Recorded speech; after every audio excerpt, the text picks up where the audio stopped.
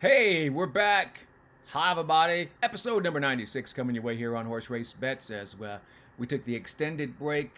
We had things to do. Plus, to be honest with you, there wasn't anything happening on Monday and Tuesday that was worth talking about or betting. If I don't have anything that I think is of value to you, I will not show up here until I do. So if I'm here, I must have something for you. Let's get down to business. All right, coming up this weekend, got a really cool race at Churchill Downs on Saturday. It's the Grade 2 Chicago Stakes, going 7 furlongs. Good size field of runners, right?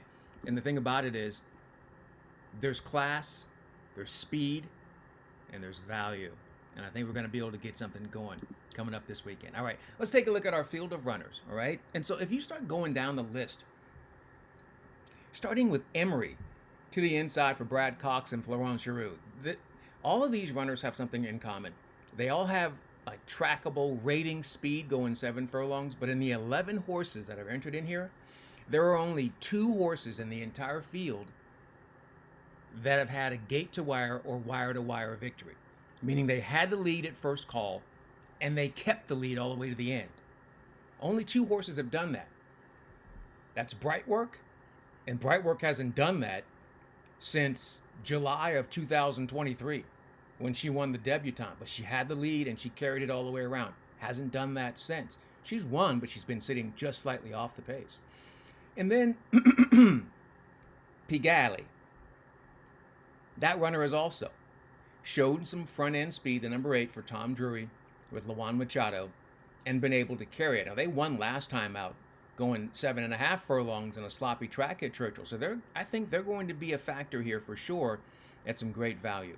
But what I really like is a runner that I think is going to get the perfect setup and going to be in the right spot.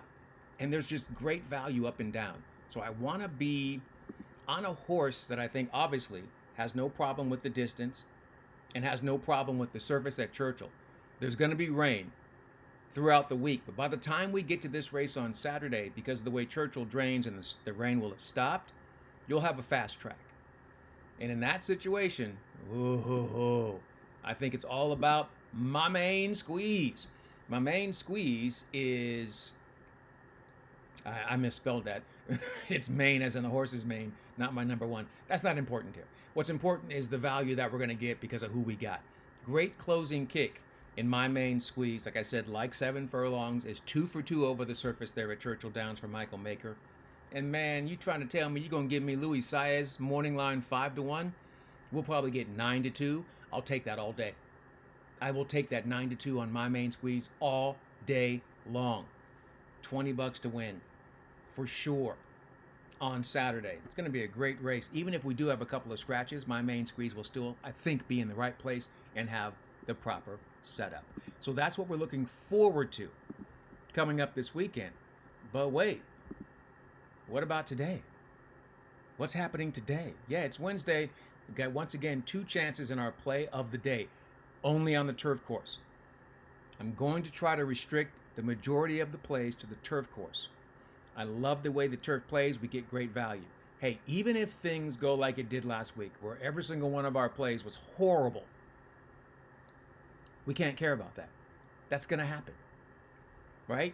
We have done something good in the last 30 days. We've given out 6 winners that paid $18 or more.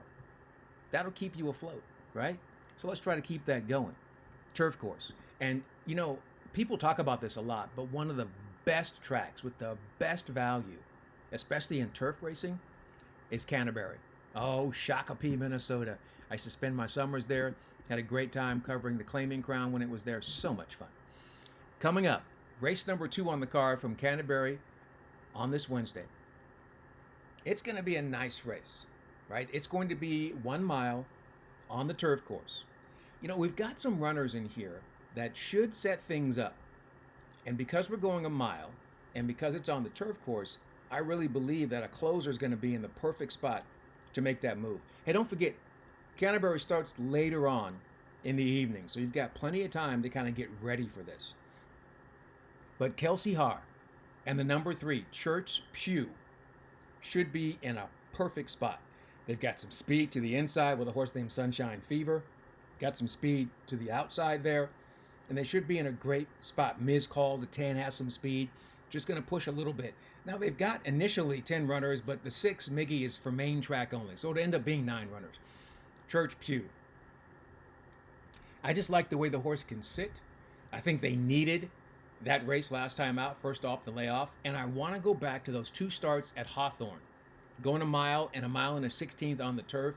That's exactly what this runner wants to do. So that's where I'm going to go. I think it's going to be a fantastic selection. So we're getting great value. 6-1 morning line on Church Pew. I think the outside horse is probably going to get bet because that horse has some speed. So I think we're going to hold all of our value. 6-1 for sure. So that's our first value play of the day, 6-1. Hey, be advised, when we're talking about odds, right? And some people can say, well, value is relative to what you are looking for. True. But 5-1, 6-1, 7-1, those are not quite long shot odds. Those are just price. In order to be a long shot, in my opinion, you have to be 10-1, maybe 9-1. I'd say 10-1 or higher is a long shot. So we're not playing long shot in that race there. Let's move on. The second of our play of the day selections on Wednesday at Canterbury, race number 6. This time we're going to shorten up, go 5 furlongs on the turf course. Now this race does not have a tremendous amount of speed. There are 2 horses, and they hooked up last time out. But this time I think we can turn the tables. So there are 2 horses in the race that have speed going 5 furlongs. Red Volta, the number 6, and Raquel Blue, the number 7. Raquel Blue beat Red Volta out of the gate last time out. Red Volta got bumped. It was first off of the layoff, and they didn't really respond. I think now, second off the layoff, they needed that race last time out. And look who's back to give us our money, Kelsey Hart. So now they're going to be in a situation where I think that Red Volta is quicker than Raquel Blue. And I think they're going to prove it today. And I also think even if they don't outbreak Raquel Blue, the 7, Red Volta has the ability to sit just off of that and then beat the rest of your closers to the punch. We're getting exceptional value. 10-1 morning line on Red Volta, race number 6 in Canterbury Park, the number 6. I love both of my plays. I think I like Red Volta a little bit more than I like Church Pew. But I think they both have a great chance to score. All right? So we're back in the mix. We're back here on this Wednesday, and we're going to get back into the winner's circle and continue making our money. To my man in Sacramento, I needed to give you 3 or 4 days to recover from whatever we did over the weekend. But we're back into it now. Everybody else, here we go. All right. That's going to do it for episode number 96 here on Horse Race Bets. In the meantime, in between time, until next time, I'm Ken Rudulph. We will see you here. Let's get this money today. Good luck and enjoy whatever you're into.